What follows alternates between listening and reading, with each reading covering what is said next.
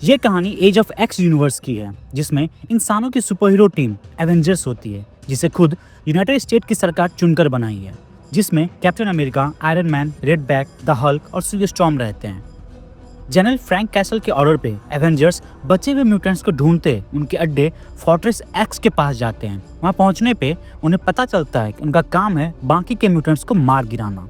इसकी पूरी कहानी का लिंक नीचे डिस्क्रिप्शन में है। अब आगे एक म्यूटेंट फोर्ट्रेस एक्स के टूटे शीशे के सामने बंदूक लिए वही निगरानी करते रहता है, और जैसे ही उसकी नज़र हटती है रेड बैक उसका गर्दन काट देती है।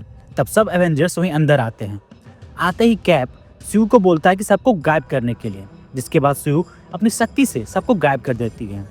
तब सब वहीं चुपके से अंदर जाते रहते हैं। उसी वक्त आयरन मैन को बैनर का कॉल आता है, बताते हैं कि शायद मैग्नेटो वही है और उसके रक्षक भी होंगे, खत्म कर दो सबको।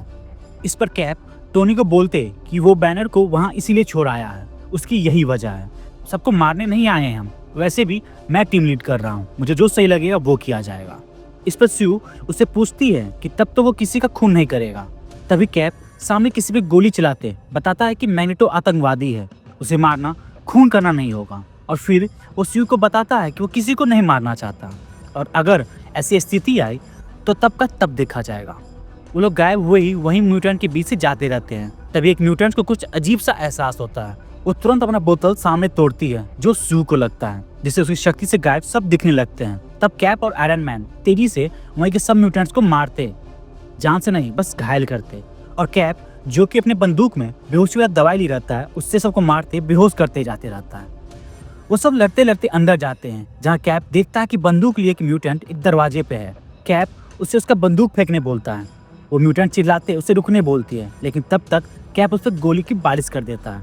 वो अंधाधुंध गोली चलाते ही रहता है कि तभी स्यू तेजी से वहीं आते उसका बंदूक दूसरी तरफ कर देती है। स्यू बात का नजारा देख चौंक जाती है। वहीं डरे समय बच्चे रहते हैं। वो म्यूटेंट उस कमरे में बच्चे की रक्षा कर रही थी। वहीं एक कोने में सब बच्चे डरे रहते हैं और उनके सामने वही म्यूटेंट खून से लथपथ रहती है। ये देखते कैप अफसोस जताते बताता कि वो तो बच्चों की रक्षा कर रही थी। तब स्यू बताती है कि ये सब तो डरे हुए बच्चे हैं, यहाँ कोई आतंकवादी नहीं है। कैप तब बताता है कि है तो वो एक सैनिक और उसे आदेश दिया गया था। तभी वही म्यूटेंट नीचे पड़े पड़े उसे पूछती है कि क्या उस बच्ची के बारे में क्या ख्याल है, और फिर वो बताती है कि वो बस 11 साल की इंसान है जो कहानी लिखती है, ऐसी कहानी जिसे पढ़कर किसी की भी रूह कांप जाए। और फिर वो बताती है कि अगर कोई सरकार के मन मुताबिक नहीं चले तो उसके साथ क्या किया जाएगा। कोई जो सबसे अलग हो, सबसे ज़्यादा शक्तिशाली, ज़्यादा दिमाग वाला, जिसे उसकी सरकार अपने काबू में नहीं कर सकते। और फिर कैप से पूछते कि आखिर कब तक ऐसा चलेगा। वो वहीं दम तोड़ देती है। उसके मरने के बाद एवेंजर्स वहीं देखते रहते हैं, मानो जैसे उस म्यूटेंट की बात सुनकर उन सबको झटका लगा हो। तभी रेड बैक अपना मौन व्रत तोड़ते बोलते कि गलत है। रेड बैक की आवाज़ सुनते आयरन मैन चौंकते हुए, अरे गूंगा बोला। तब कैप, हमें भी बोलना होगा। ये बोलते वो टोनी को बोलता है कि वो जनरल को लाइन पे ले और उन्हें बताए कि वो सब ये छोड़ रहे हैं। तभी अचानक से आयरन मैन का आर्मर हैक हो जाता है और वो कठपुतली की तरह किसी और की उंगली पर नाचते अपना हाथ उन्हीं बच्चों की तरफ करते उन्हें मारने वाला रहता है। उसी हालत में कैप को बताता है कि वो रुक नहीं पा रहा। कैप पूरी तरह घबराए हुए उससे पूछता है कि वो क्या मदद कर सकता है। इस पर आयरन मैन उन्हीं बच्चों पर निशाना ताने बताता है कि बच्चों की मदद करे वो। और जैसे ही आयरन मैन हमला कर पाता, उससे पहले कैप वहीं पर बंदूक उठाकर आयरन मैन को मार देता है और फिर उसके हाथ का ग्लव्स निकालकर जनरल कैसल को कॉल लगाता है। वो कुछ बताता उससे पहले ही मानो जनरल उसका ही इंतजार कर रहा होता है। वो उधर से बताते कि वो सब मरेंगे, इसलिए अच्छा होगा कि वो अपना भाषण अपने पास ही रखे। और वो कैप को बताता है कि वो वहाँ न्यूक्लियर ब्लास्ट भी कर सकता है। हालांकि मैग्नेटो के रहते ही ऐसा मुमकिन नहीं है, लेकिन अब तो किसी की बलि देनी पड़ेगी। चौंकते हुए कैप वहीं से बाहर देखता है तो वो देखता है कि हल्क अपने पीठ पे एक बॉम्ब लिए पूरे गुस्से में सब म्यूटेंट्स को मारने की बात करते रहता है। हल्क को इस हाल में देख कैप अपनी बची हुई टीम के साथ तेजी से बाहर जाता है और उधर हल्क भी तेजी से उनकी तरफ बढ़ते रहता है। बाहर आते ही कैप वहीं खड़े कुछ म्यूटेंट को बताते कि अगर हल्क उन सबको मार आगे बढ़ा तो अगली बारी उन लोगों की है। ये कहते वो तीनों हल्क की तरफ तेजी से भागने लगते हैं और जैसे ही उन सबका सामना हल्क से होता है सब उस पर टूट पड़ते हैं। हल्क पे हमला करते कैप बाकियों को बताता कि इससे एक कदम भी आगे ना बढ़ पाई है। वहीं दूर से जनरल कैसल ये सब देखते अपने एक सैनिक को बताते हैं कि सिल्वर स्टॉर्म पे निशाना साधे। और तभी एक मिसाइल वहीं आता है जिसे सब एवेंजर्स छितर बितर हो जाते हैं।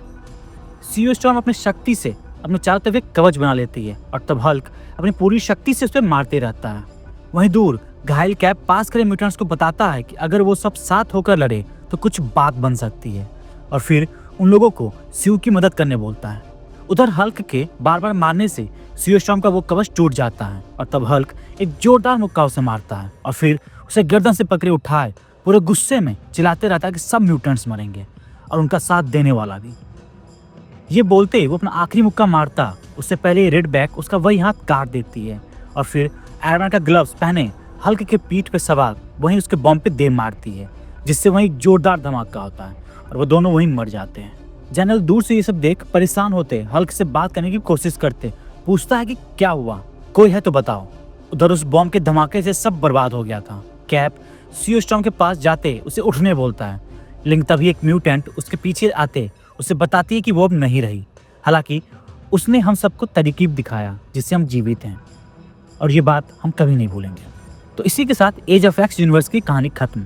तो दोस्तों, आपको कहानी कैसी लगी हमें कमेंट सेक्शन में जरूर बताएं और चैनल को शेयर सब्सक्राइब करना ना भूलें। शुक्रिया।